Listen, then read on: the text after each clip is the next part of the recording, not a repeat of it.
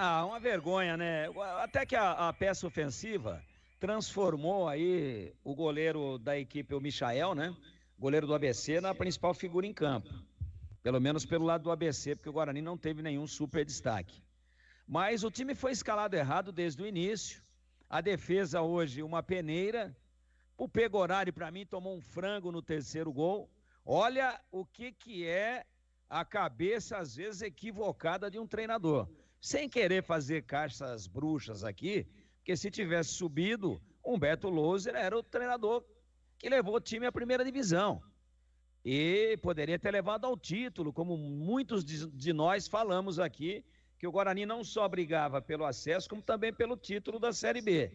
Mas veja o que representa, às vezes, uma visão mal elaborada, uma leitura míope daquilo que está acontecendo no jogo.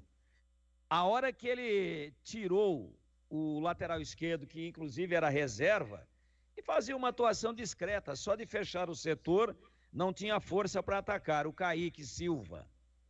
Eu falei, olha, vou dar uma olhada aqui para ver como é que ele vai arrumar, porque, né, ele tira o Kaique Silva, que é um lateral, e bota um centroavante. Ele já estava com 5 atacantes.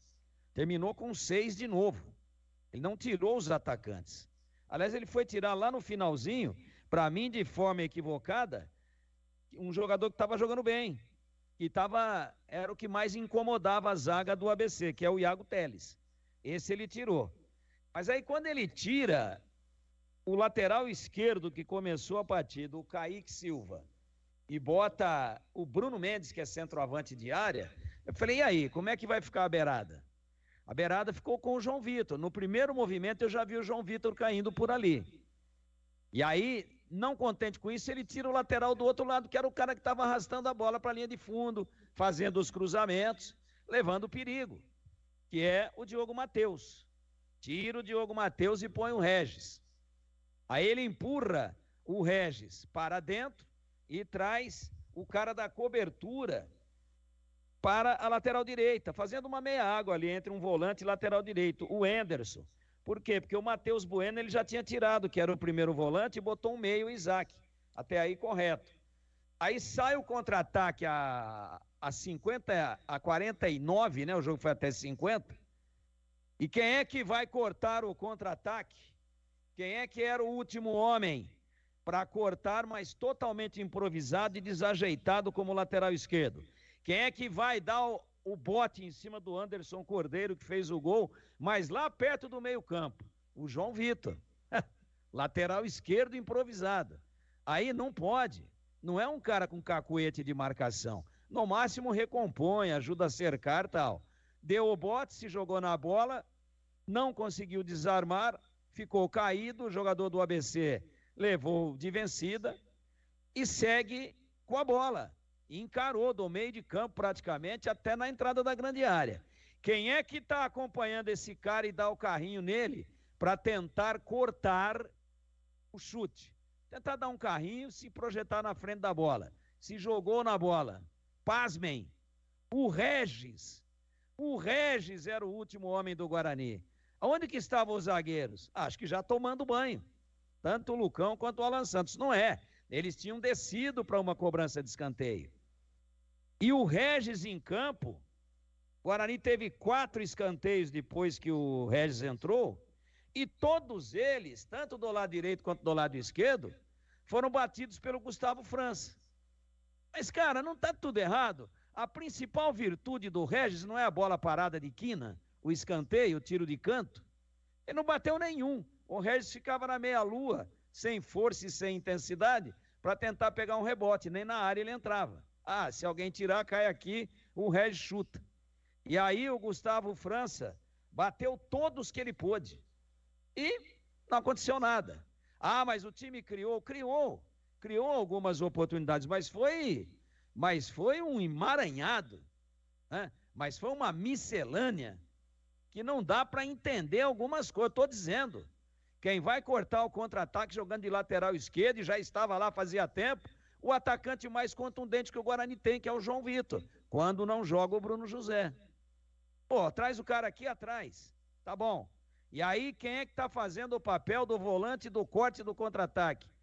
Para fazer, de repente, uma cobertura dos zagueiros que subiram para cabecear no escanteio. O Regis se joga na bola, chega atrasado. E o Pegorari também cai com uma lentidão impressionante, toma por baixo da barriga. Para mim, frango do Pegorari. Então, mesmo tendo criado, mesmo o goleiro do ABC tendo feito pelo menos 3 grandes defesas, temos que fazer justiça à criação de jogadas ofensivas do Guarani, mas é muito pouco. Esse time ganhou 3 jogos até hoje. Hoje ganhou o 4º. Em 36 jogos, o ABC conseguiu 3 vitórias. E vem aqui contra um time que ainda falava que eu não vou jogar a toalha, porque nós vamos até o fim. Só narrativa. Só narrativa. Só me engana que eu gosto. O ABC vem aqui e ganha o jogo. 3 vezes na frente. A última, em cima da hora, praticamente a última bola do jogo, não deu tempo do Guarani tentar pelo menos empatar. Então, quando nós vimos Isaac e Regis no banco, mas eles entraram. Mas entraram com a vaca já indo para o brejo, né? E o Isaac é que proporcionou a principal defesa do jogo do Michael. Para mim, um milagre, um grande milagre.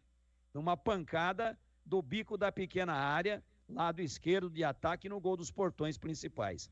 Criou alguma coisa ofensiva? Claro que criou, mas é muito pouco.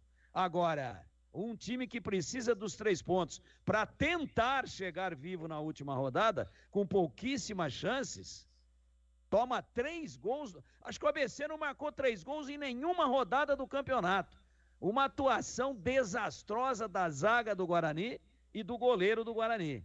Então, que me perdoe Humberto Lousa, monta de saída com Gustavo França, João Vitor, Derek, Iago Teles, 4 atacantes, e com 2 volantes e nenhum meia, e com 2 meias no banco.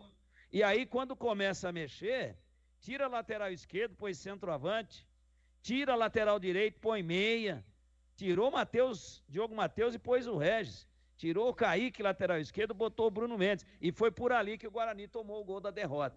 Então eu não quero aqui fazer caixa às bruxas, o culpado foi exatamente o senhor Humberto, não há nada disso. Não vou ser oportunista nesse nível. Mas ele já vem algumas rodadas, como aconteceu também contra o Criciúma, terminando o jogo com meia no banco e com 6 atacantes e 1 volante de contenção, né? Ele já vem nas últimas rodadas com muita dificuldade para fazer uma leitura correta, para fazer uma leitura acertada. E hoje culminou com aquilo que ninguém esperava, nenhum de nós aqui. O empate já seria uma tragédia. E o Guarani ainda se dá ao luxo de tomar um contra-ataque na última bola do jogo, todo desarrumado, com o Regis de último homem defensivo, com o João Vitor de lateral esquerdo e com o goleiro falhando e toma o 3º gol. Fim do mundo, salvo e exceto algumas 3 ou 4 jogadas ofensivas de qualidade, e o Guarani fez 2 gols dentro do jogo, jamais poderia tomar 3 gols num time rebaixado com tanta antecipação e que chegou hoje ao seu 25º ponto em 37 rodadas. Jamais o Guarani poderia ter essa desarrumação, essa desatenção e tomar 3 gols dentro de casa de um time tecnicamente tão fraco. Então, melancólica a participação do Guarani nas últimas 7 rodadas, sem vencer e culminando com este imenso vexame de perder dentro dos seus domínios, decepcionando sobremaneira os seus 3.089 torcedores que foram ao brinco tomar muita chuva e sair extremamente irritados com uma atuação abaixo da crítica, ridícula e abaixo de qualquer tradição dessa camisa campeã brasileira. Edu Pinheiro.